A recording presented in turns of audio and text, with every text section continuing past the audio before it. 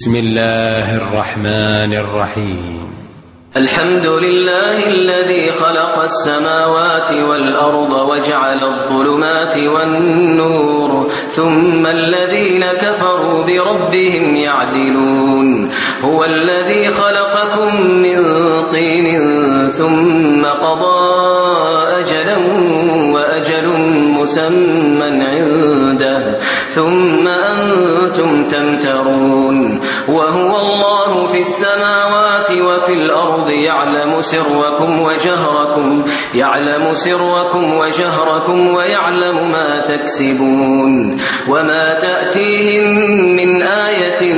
من آيات ربهم إلا كانوا عنها معرضين. فقد كذبوا بالحق لما جاءهم فسوف يأتيهم أنباء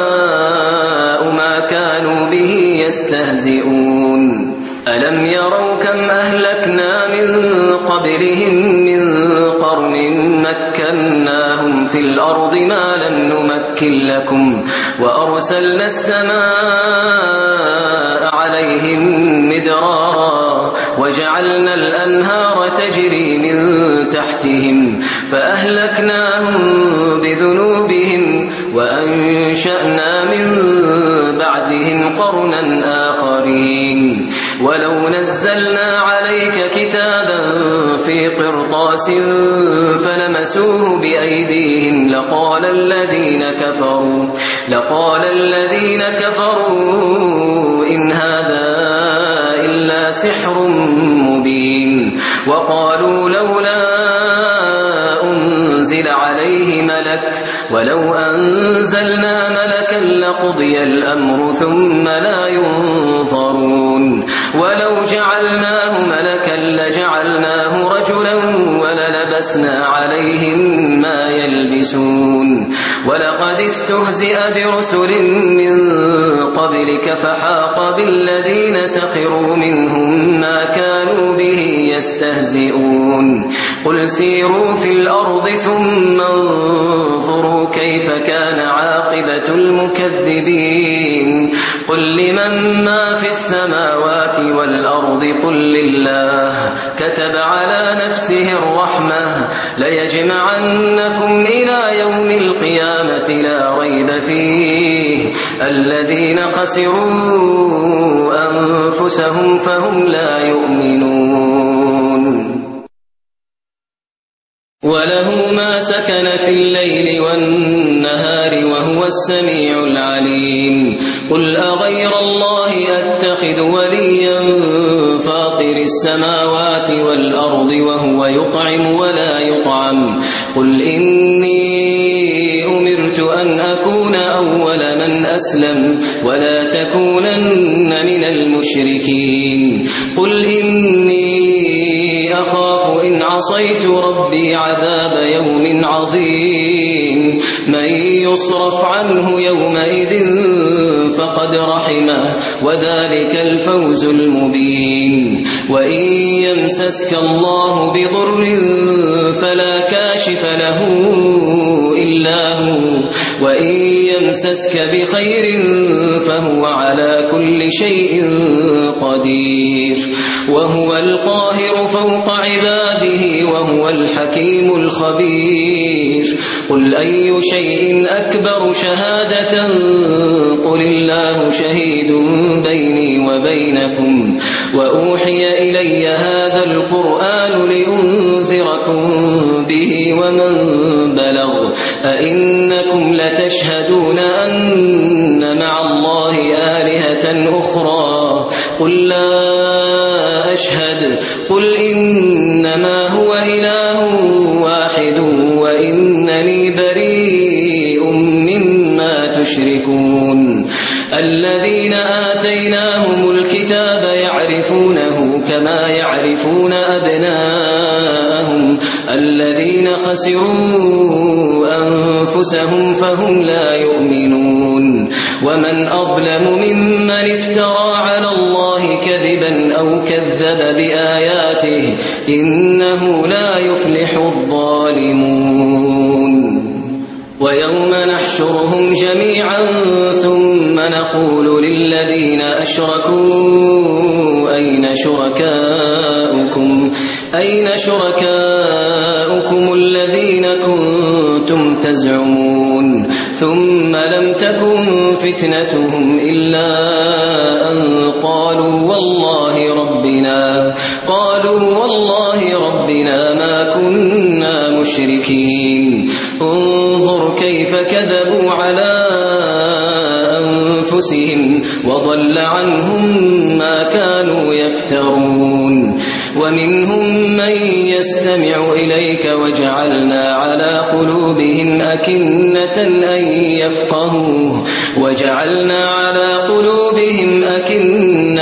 أن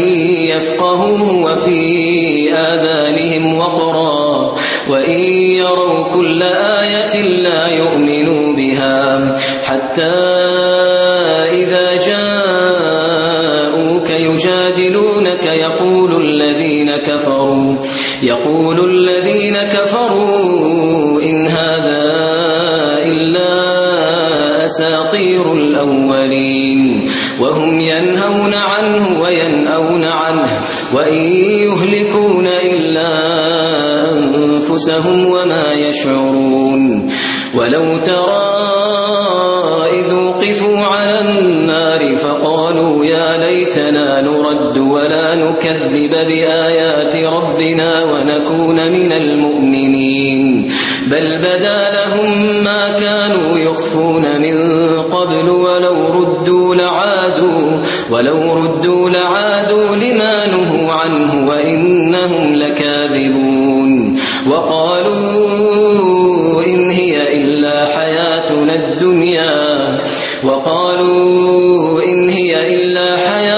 الدنيا وما نحن بمبعوثين ولو ترى إذ وقفوا على ربهم قال أليس هذا بالحق قالوا بلى وربنا قال فذوقوا العذاب بما كنتم تكفرون قد خسر الذين كذبوا بلقاء الله حتى إذا جاءتهم الساعة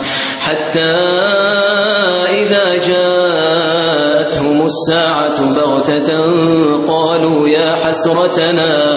قالوا يا حسرتنا على ما فرطنا فيها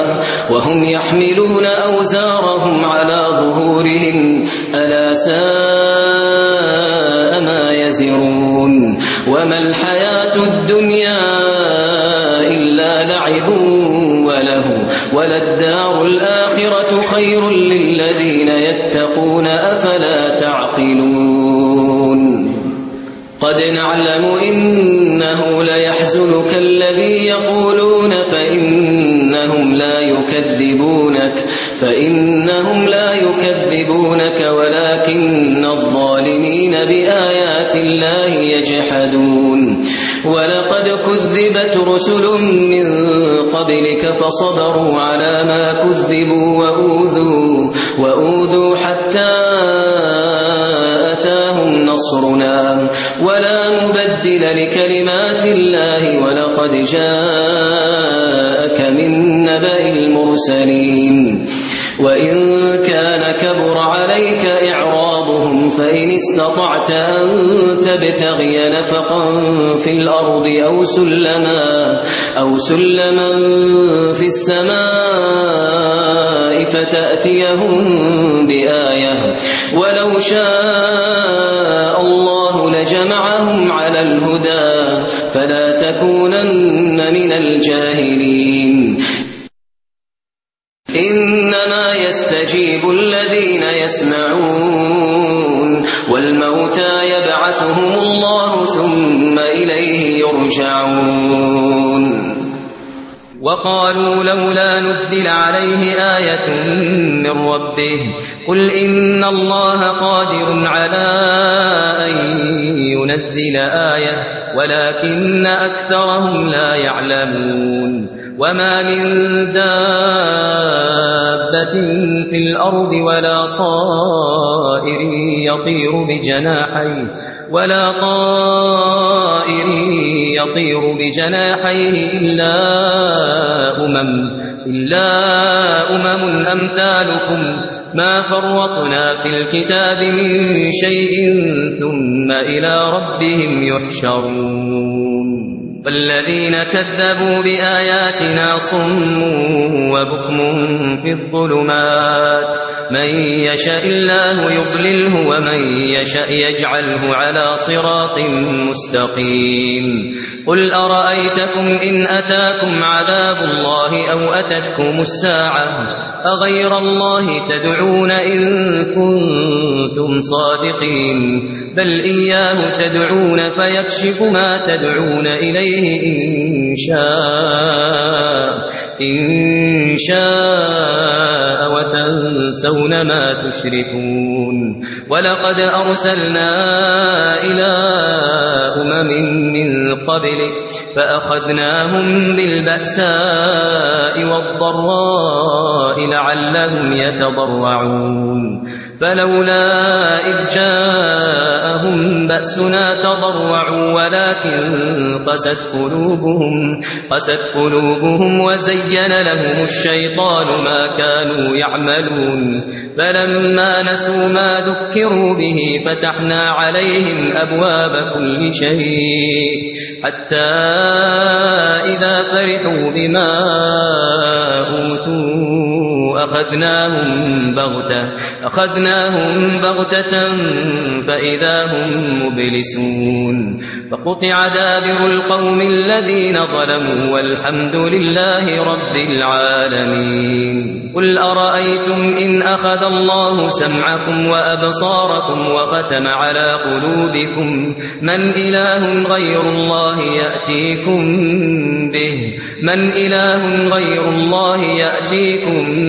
به انظر كيف نصرف الآيات ثم هم يصدفون قل أرأيتكم إن أتاكم عذاب الله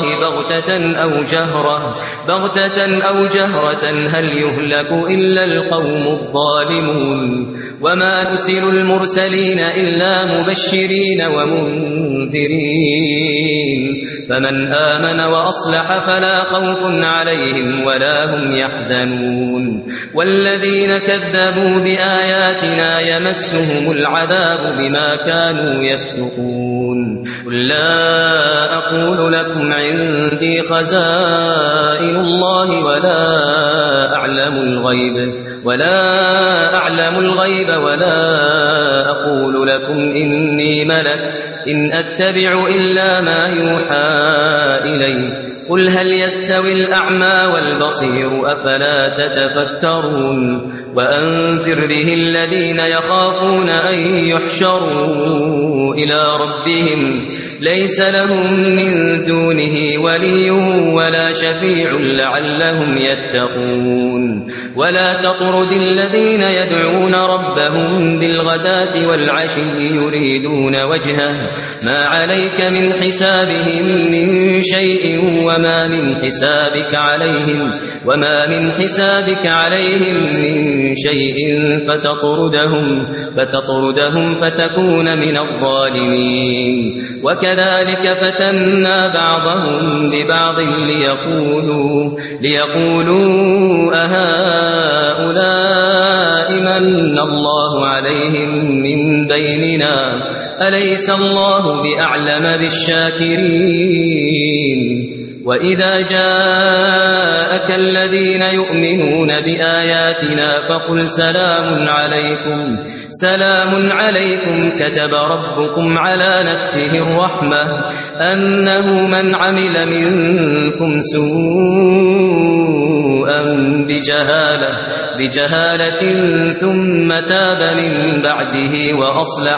ثم تاب من بعده وأصلح فأنه غفور رحيم وكذلك نفصل الآيات ولتستبين سبيل المجرمين قل إني نهيت أن أعبد الذين تدعون من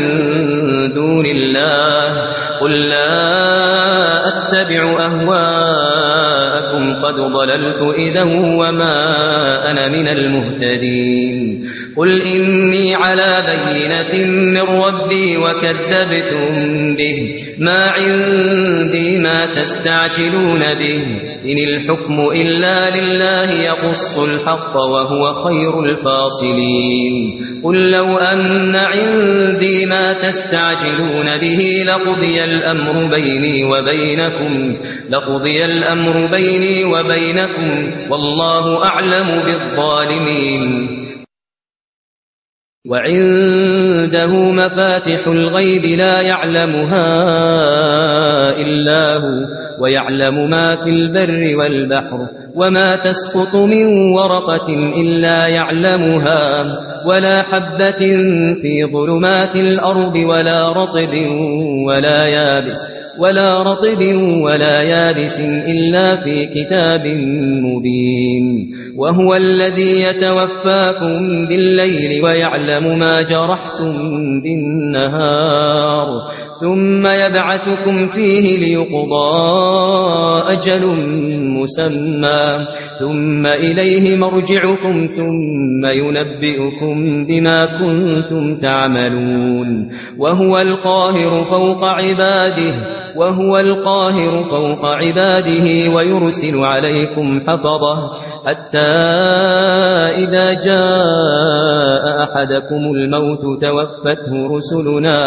توفته رسلنا وهم لا يفرطون ثم ردوا إلى الله مولاهم الحق ألا له الحكم وهو أسرع الحاسبين قل من ينجيكم من ظلمات البر والبحر تدعونه تضرعا وخفية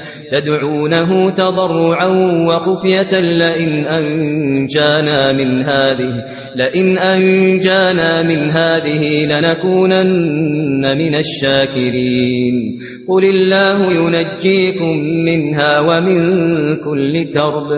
قل الله ينجيكم منها ومن كل كرب ثم أنتم تشركون قل هو القادر على أن يبعث عليكم عذابا من فوقكم أو من تحت أرجلكم أو يلبسكم شيعا ويذيق بعضكم بأس بعض انظر كيف نصرف الآيات لعلهم يفقهون وكذب به قومك وهو الحق قل لست عليكم بوكيل لكل نبأ مستقر وسوف تعلمون وإذا رأيت الذين يخوضون في آياتنا فأعرض عنهم حتى يخوضوا في حديث غيره وإما ينسينك الشيطان فلا تقعد بعد الذكرى مع القوم الظالمين وما على الذين يتقون من حسابهم من شيء ولكن ذكرى لعلهم يتقون وذر الذين اتخذوا دينهم لعبا ولهوا وغرتهم الحياة الدنيا وذكر به أن تبسل نفس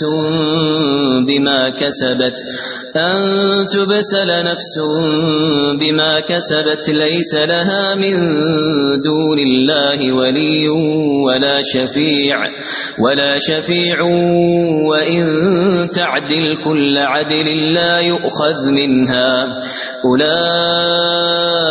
الذين أبسلوا بما كسبوا لهم شراب من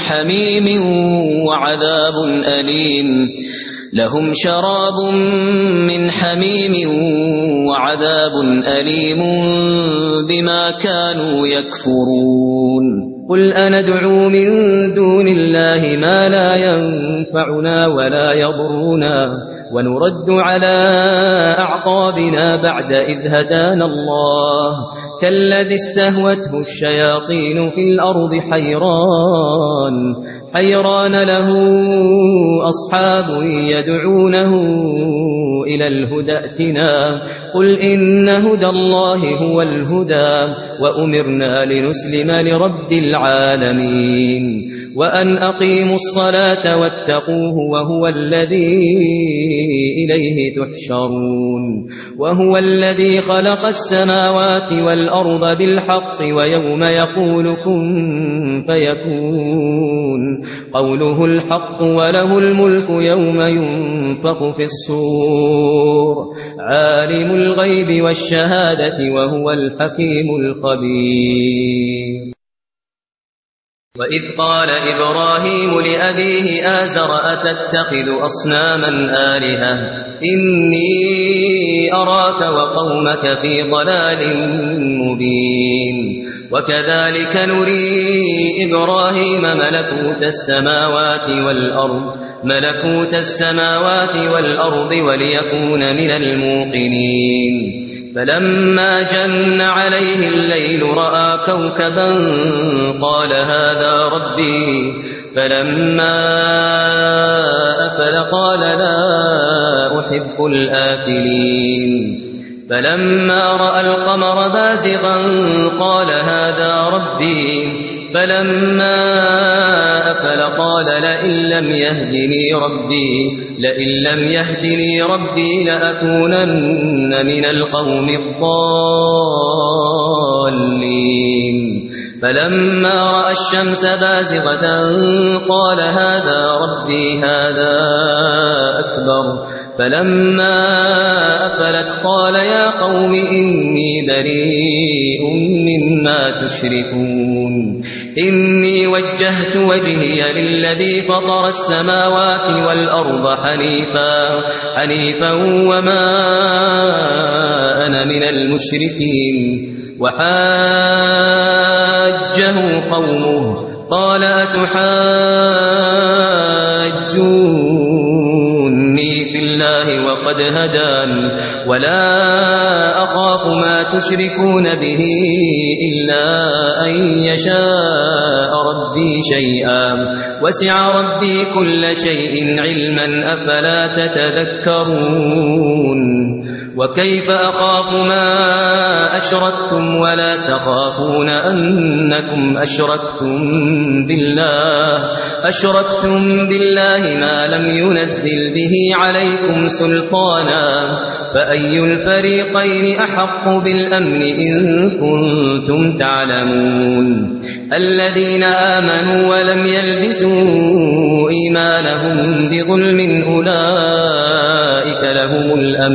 أولئك لهم الأمن وهم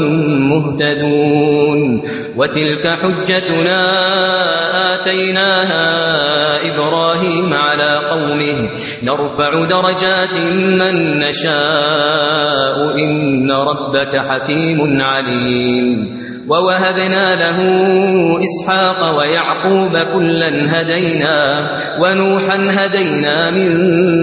قبل ومن ذريته داود وسليمان وأيوب ويوسف وموسى وهارون وكذلك نجزي المحسنين وزكريا ويحيى وعيسى وإلياس كل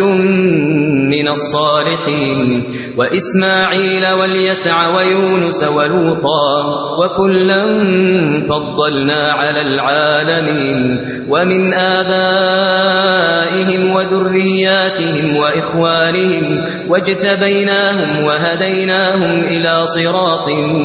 مستقيم ذلك هدى الله يهدي به من يشاء من عباده ولو أشركوا لحبط عنهم ما كانوا يعملون أولئك الذين آتيناهم الكتاب والحكم والنبوة فإن يكفر بها هؤلاء فقد وكلنا بها قوما ليسوا بها بكافرين أولئك الذين هدى الله فبهداه مقتده قل لا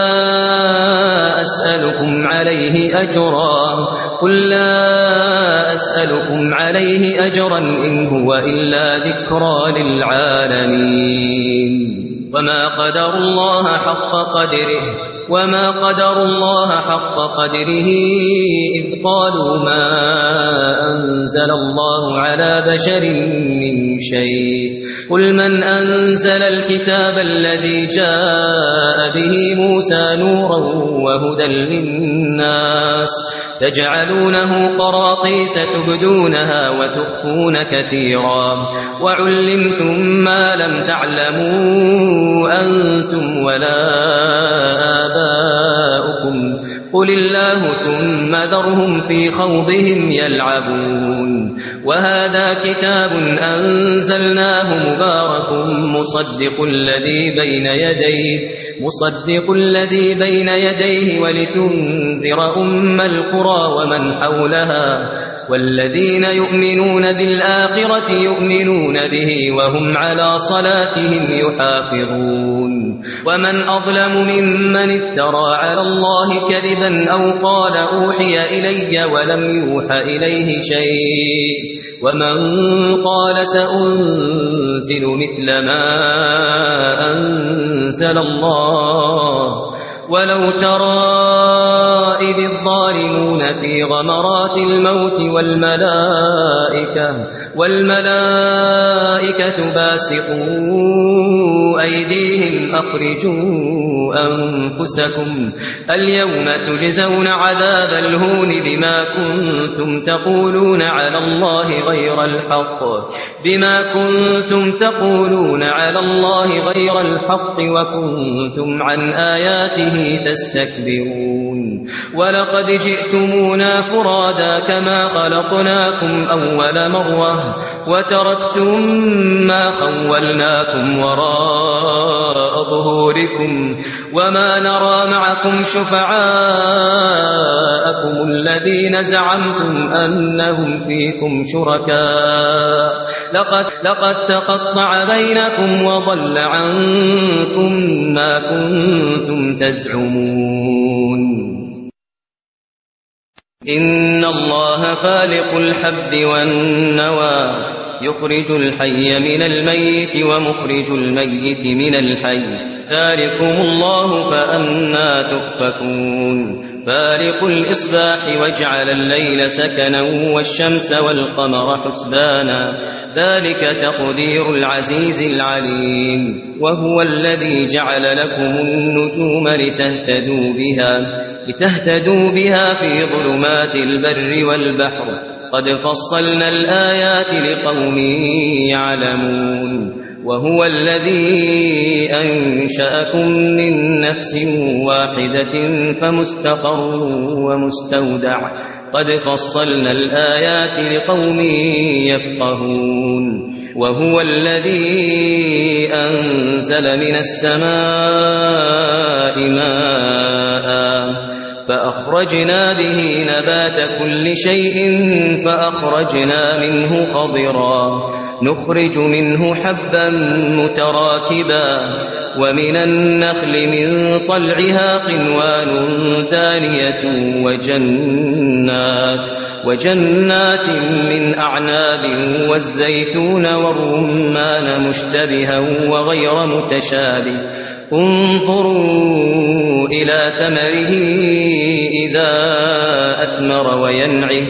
إن في ذلكم لآيات لقوم يؤمنون وجعلوا لله شركاء الجن وخلقهم وخرقوا له بنين وبنات بغير علم سبحانه وتعالى عما يصفون بديع السماوات والأرض أنى يكون له ولد ولم تكن له صاحبة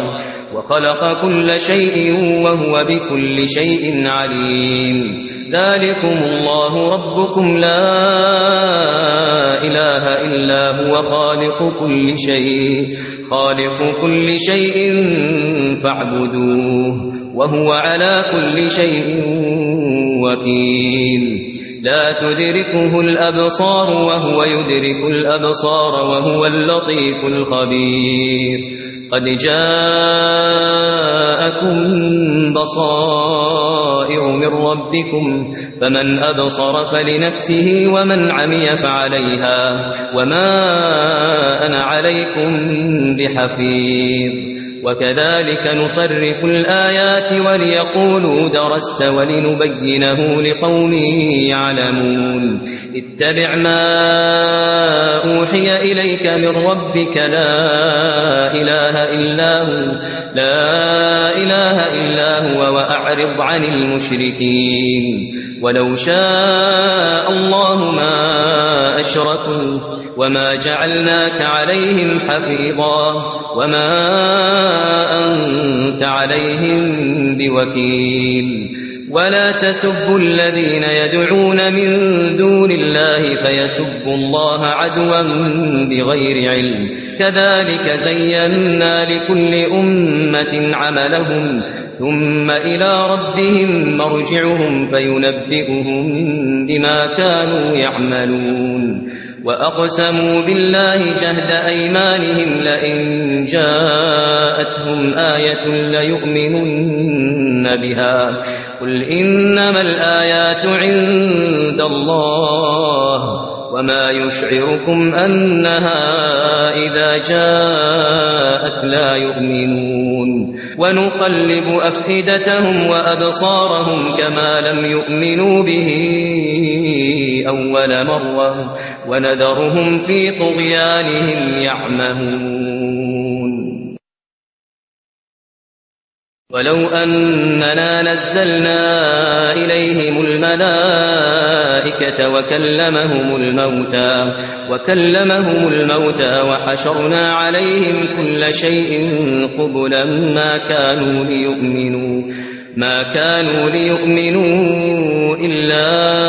أن يشاء الله ولكن أكثرهم يجهلون وكذلك جعلنا لكل نبي عدوا شياطين الإنس والجن يوحي بعضهم إلى بعض زخرف القول غرورا ولو شاء ربك ما فعلوه فذرهم وما يفترون ولتصغى إليه أفئدة الذين لا يؤمنون بالآخرة وليرضوه وليقترفوا ما هم مقترفون أفغير الله أبتغي حكما وهو الذي أنزل إليكم الكتاب مفصلا والذين آتيناهم الكتاب يعلمون أنه منزل من ربك بالحق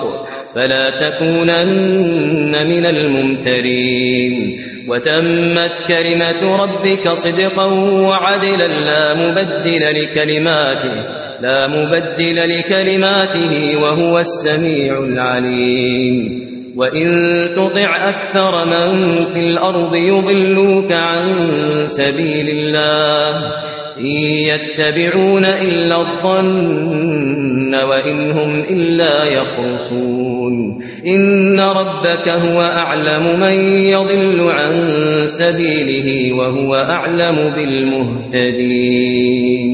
فكلوا مما ذكر اسم الله عليه إن كنتم بآياته مؤمنين وما لكم ألا تأكلوا مما ذكر اسم الله عليه وقد فصل لكم ما حرم عليكم إلا ما اضطررتم إليه وإن كثيرا ليضلون بأهوائهم بغير علم إن ربك هو أعلم بالمعتدين وذروا ظاهر الإثم وباطنه إن الذين يكسبون الإثم سيجزون بما كانوا يقترفون ولا تأكلوا مما لم يذكر اسم الله عليه وإنه لفسق وإن الشياطين ليوحون إلى أوليائهم ليجادلوكم وإن أطعتموهم إنكم لمشركون أومن كان ميتا فأحييناه وجعلنا له نورا يمشي به في الناس كمن مثله في الظلمات ليس بخارج منها كذلك زين للكافرين ما كانوا يعملون وكذلك جعلنا في كل قرية أكابر مجرميها ليمكروا فيها وما يمكرون إلا بأنفسهم وما يشعرون وإذا جاءتهم آية قالوا لن نؤمن حتى نؤتى مثل ما أوتي رسل الله أعلم حيث يجعل رسالته سيصيب الذين أجرموا صغار عند الله وعذاب شديد بما كانوا يمكرون فمن يريد الله أن يهديه يشرح صدره للإسلام ومن يريد أن يضله يجعل صدره ضيقا حرجا كأنما يصعد في السماء كذلك يجعل الله الرجس على الذين لا يؤمنون وهذا صراط ربك مستقيما قد فصلنا الآيات لقوم يذكرون لهم دار السلام عند ربهم وهو وليهم بما كانوا يعملون ويوم يحشرهم جميعا يا معشر الجن قد استكثرتم من الإنس وقال أولياؤهم من الإنس ربنا استمتع بعضنا ببعض وبلغنا أجلنا الذي أجلت لنا قال النار مثواكم خالدين فيها إلا ما شاء الله إن ربك حكيم عليم وكذلك نولي بعض الظالمين بعضا بما كانوا يكسبون يا معشر الجن والإنس ألم يأتكم رسل منكم يقصون عليكم آياتي وينذرونكم لقاء يومكم هذا قالوا شهدنا على أنفسنا وغرتهم الحياة الدنيا وشهدوا على أنفسهم أنهم كانوا كافرين ذلك أن لم يكن ربك مهلك القرى بظلم وأهلها غافلون ولكل درجات مما عملوا وما ربك بغافل عما يعملون وربك الغني ذو الرحمة إن يشأ يذهبكم ويستخلف من بعدكم ما يشاء كما أنشأكم من ذرية قوم آخرين إنما توعدون لآت وما أنتم بمعجزين قل يا قوم اعملوا على مكانتكم إني عامل فسوف تعلمون من تكون له عاقبة الدار إنه لا يفلح الظالمون وجعلوا لله مما ذرأ من الحرث والأنعام نصيبا فقالوا هذا لله بزعمهم وهذا لشركائنا فما كان لشركائهم فلا يصل إلى الله وما كان لله فهو يصل إلى شركائهم ساء ما يحكمون وكذلك زين لكثير من المشركين قتل أولادهم شركاؤهم ليردوهم وليلبسوا عليهم دينهم ولو شاء الله ما فعلوه فذرهم وما يفترون وقالوا هذه أنعام وحرث حجر لا يطعمها إلا من نشاء بزعمهم وأنعام حرمت ظهورها وأنعام لا يذكرون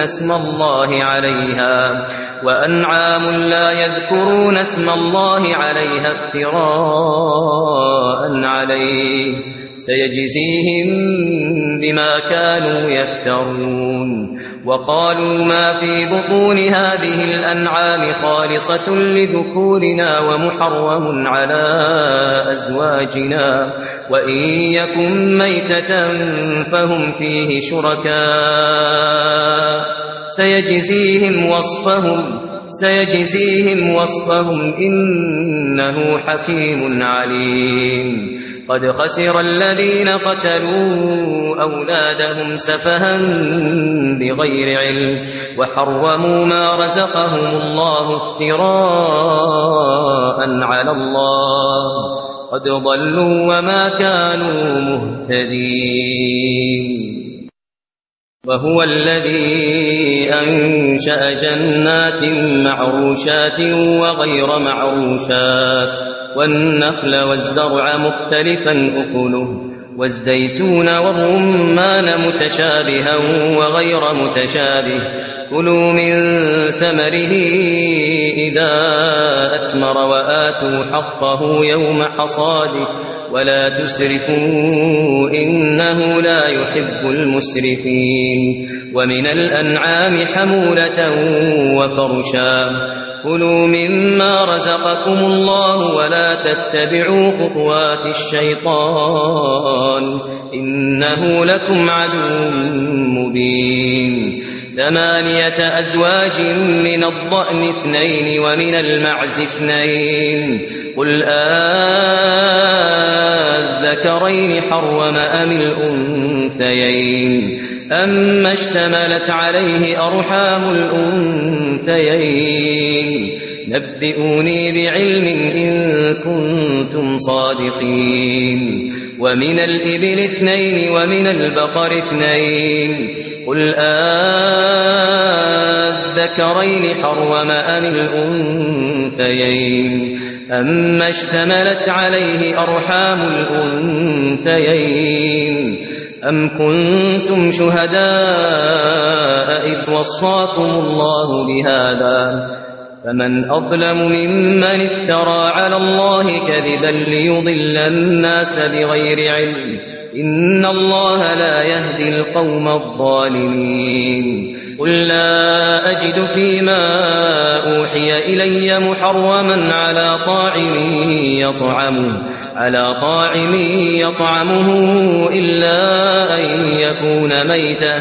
إلا أن يكون ميتة أو دما مسفوحا أو لحم خنزير فإنه رجس أو فسقا أهل لغير الله به فمن اضطر غير باغ ولا عاد فإن ربك غفور رحيم وعلى الذين هادوا حرمنا كل ذي ظفر ومن البقر والغنم حرمنا عليهم شحومهما إلا ما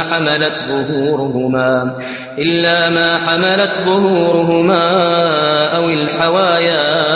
أو ما اختلط بعظم ذلك جزيناهم ببغيهم وإنا لصادقون فإن كذبوك فقل ربكم ذو رحمة واسعة ولا يرد بأسه عن القوم المجرمين سيقول الذين أشركوا لو شاء الله ما أشركنا ولا آباؤنا ولا حرمنا من شيء كذلك كذب الذين من قبلهم كذلك كذب الذين من قبلهم حتى ذاقوا بأسنا قل هل عندكم من علم فتخرجوه لنا إن تتبعون إلا الظن وإن أنتم إلا تخرصون قل فلله الحجة البالغة فلو شاء لهداكم أجمعين قل هلم شهداءكم الذين يشهدون أن الله حرم هذا فإن شهدوا فلا تشهد معهم ولا تتبع أهواء الذين كذبوا بآياتنا والذين لا يؤمنون بالآخرة وهم بربهم يعدلون قل تعالوا أتل ما حرم ربكم عليكم ألا تشركوا به شيئا وبالوالدين إحسانا ولا تقتلوا أولادكم من إملاق نحن نرزقكم وإياهم ولا تقربوا الفواحش ما ظهر منها وما بطن ولا تقتلوا النفس التي حرم الله إلا بالحق ذلكم وصاكم به لعلكم تعقلون ولا تقربوا مال اليتيم إلا بالتي هي أحسن حتى يبلغ أشده وأوفوا الكيل والميزان بالقسط لا نكلف نفسا إلا وسعها وإذا قلتم فاعدلوا ولو كان ذا قربى وبعهد الله أوفوا ذلكم وصاكم به لعلكم تذكرون وأن هذا صراطي مستقيما فاتبعوه ولا تتبعوا السبل فتفرق بكم عن سبيله ذلكم وصاكم به لعلكم تتقون ثم آتينا موسى الكتاب تماما على الذي أحسن وتفصيلا لكل شيء وهدى ورحمة لعلهم بلقاء ربهم يؤمنون وهذا كتاب أنزلناه مبارك فاتبعوه واتقوا لعلكم ترحمون أن تقولوا إنما أنزل الكتاب على طائفتين من قبلنا وإن كنا عن دراستهم لغافلين أو تقولوا لو أنا أنزل علينا الكتاب لكنا أهدى منهم فقد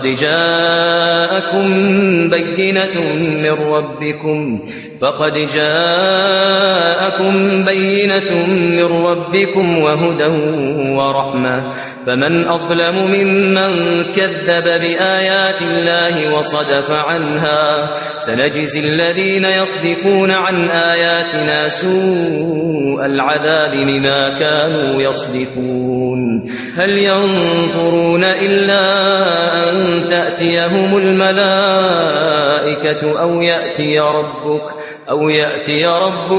يأتي بعض آيات ربك يوم يأتي بعض آيات ربك لا ينفع نفسا إيمانها